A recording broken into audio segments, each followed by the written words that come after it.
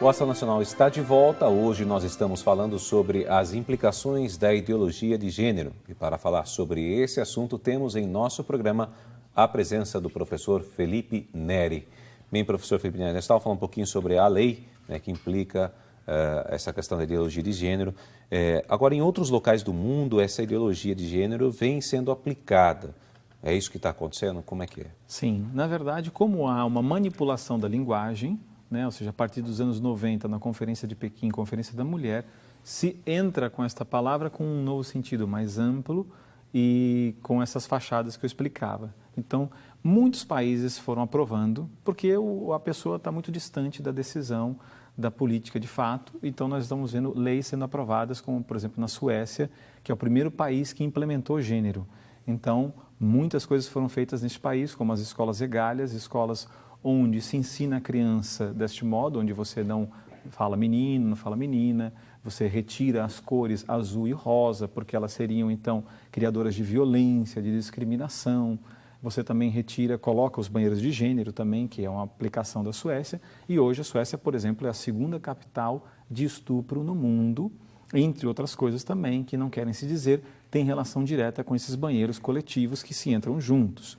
A Alemanha também, por exemplo, é um outro caso em que nós temos a primeira aprovação de gênero, segundo passo se aprovou a educação sexual obrigatória e em terceiro passo, depois se aprovou no Código Penal a não discriminação de gênero. Então, nós temos casos, centenas de pais passando por uma situação de violar os seus direitos como pais, de educar seus filhos conforme seus valores. Pais que estão sendo presos porque o seu filho faltou na aula. Está chegando até esse ponto. Sim, sim. Isso é caso atual, não é de 1000 anos atrás, não é Idade Média. Ou seja, pais que o filho faltou na escola e que nós estamos encontrando. Um policial vai lá e dá uma multa, o pai se recusa a pagar e passa o caso famoso que aconteceu, de casos assim de pais, 40 dias preso, a mãe estava amamentando, depois que terminou de amamentar, foi cumprir também a pena de 40 dias presa também, porque a sua filha faltou na aula de educação sexual obrigatória. Se gênero era para gerar uma sociedade igualitária, tolerante, então, exatamente onde isso. está isso? Né? Era a pergunta que eu ia fazer na sequência. Então,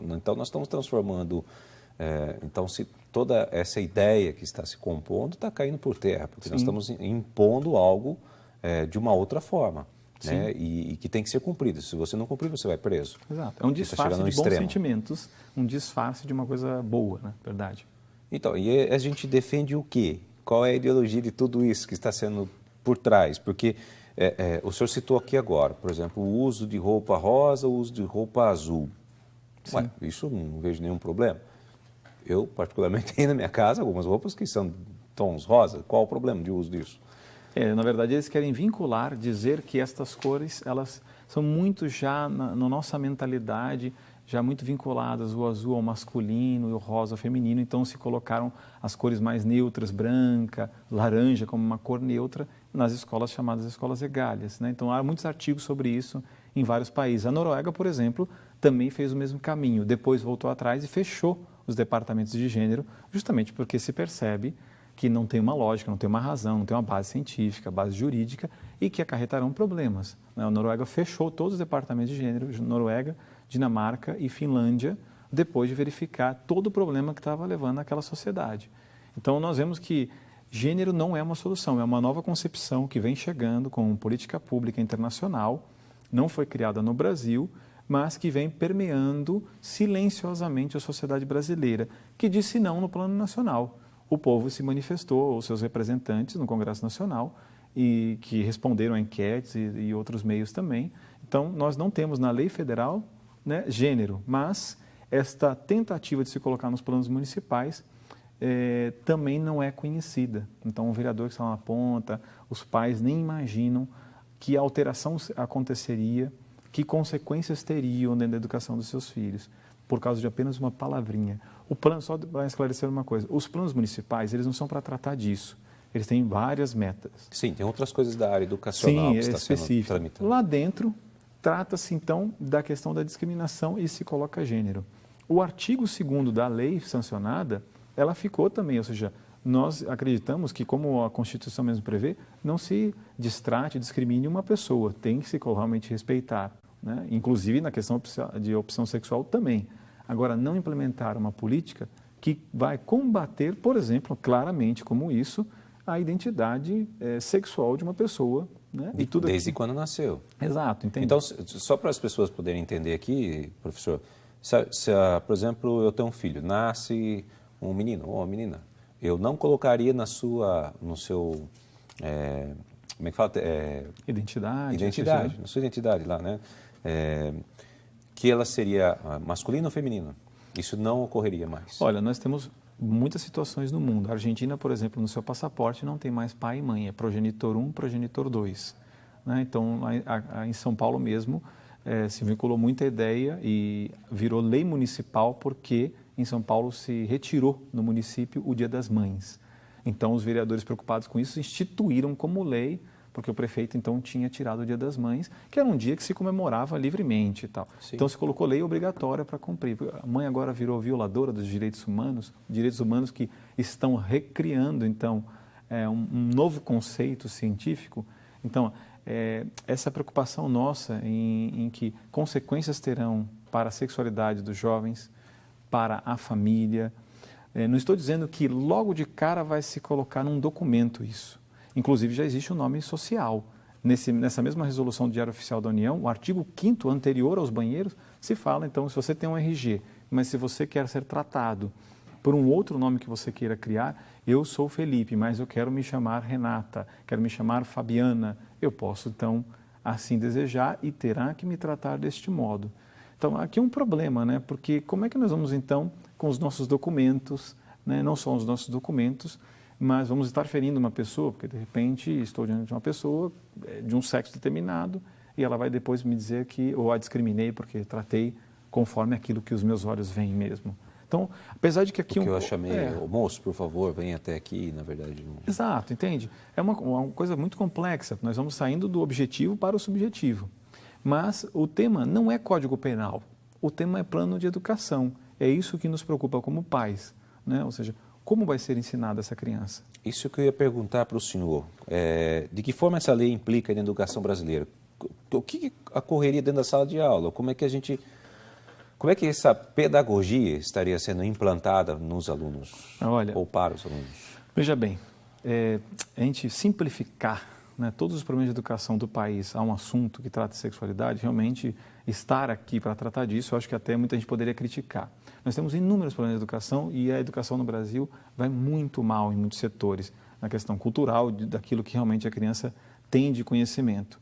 E vai piorar. Qualidade de conteúdo, valores e tudo mais. Sim, exato. Porque nem o próprio professor é tratado com... E vai piorar. Por quê? Porque você está tratando de uma temática de sexualidade, de uma concepção, primeiro, diferente daquela que os pais, na quase sua totalidade, têm, né, em primeiro lugar, conforme também está na Constituição, dentro da ciência. Então, as consequências serão muitas e a preocupação dessa implementação na prática poderá trazer, inclusive para os próprios professores, situações difíceis, em que ele não quer dar uma aula... Eu ia perguntar, como é que fica a situação dos professores? Ou seja, eu estou lá, mas eu não quero tratar daquela forma. Onde fica a liberdade de cátedra?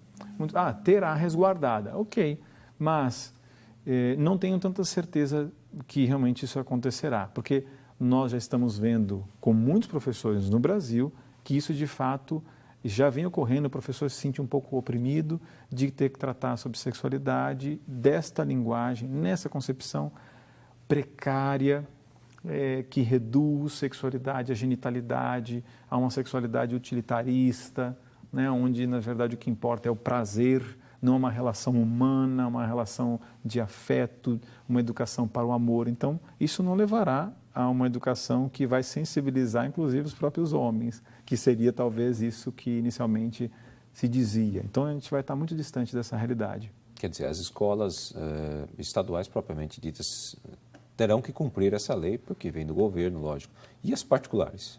O plano é um plano territorial, né? Então, todos estão, digamos, envolvidos e comprometidos com um plano nacional de educação e o seu plano municipal.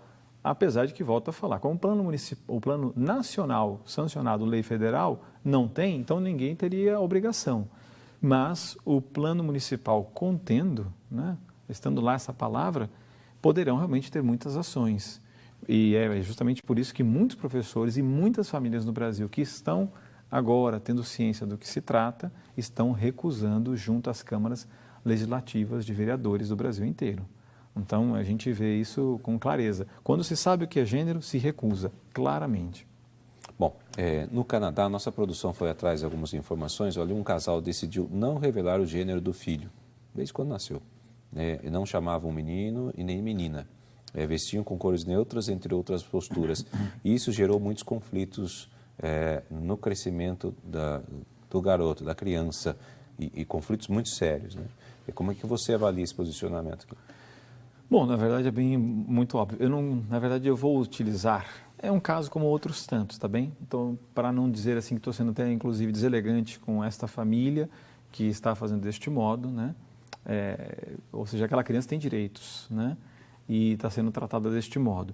Eu tenho um caso que é um caso clássico que começou com gênero, que é muito semelhante também, um pouco diferente. É o caso do Dr. Money, que é o primeiro caso de gênero, que também, ou seja, ali diferentemente o menino passa por uma questão cirúrgica, perde o seu órgão genital e o médico então fala para que eduque ele da outra forma de sexualidade, ou seja, que ele não seria homem e sim mulher. Isso é real? Isso é real, isso aconteceu, isso está documentado. Tem o próprio Brian no YouTube mostrando o que aconteceu com ele antes de suicidar-se. Então o que aconteceu? Toda essa família passou por uma situação trágica, clara. Por quê? Porque você está fazendo algo que está em desacordo com a sua própria identidade. Esse menino sofreu muitíssimo, rejeitava as roupas de meninas, os brinquedos, a forma de ser educada, até que depois seus pais revelaram, né? Então, nós temos reações. Mesmo que se tente educar um menino a brincar com brinquedos de meninas, como na Suécia se faz, e as meninas com brinquedos de meninos, as reações são diferentes. Um menino pega uma boneca, ele não faz relações. Ele quer abrir, ele quer fazer uma bola, uma espaçonave, um barco. Montar, desmontar? Exato, é próprio, entende? E, inclusive, se me permite, ou seja, tem um vídeo muito interessante, o Paradoxo da Igualdade, que está no YouTube, de uma situação que aconteceu na Noruega. Graças a esse jornalista que entrevistou o departamento de gênero e médicos, os departamentos foram fechados, porque os médicos mostravam que há, sim, aquela identidade tem uma relação direta na nossa maneira de ser, de falar, ou seja, a pessoa nasce com uma identidade.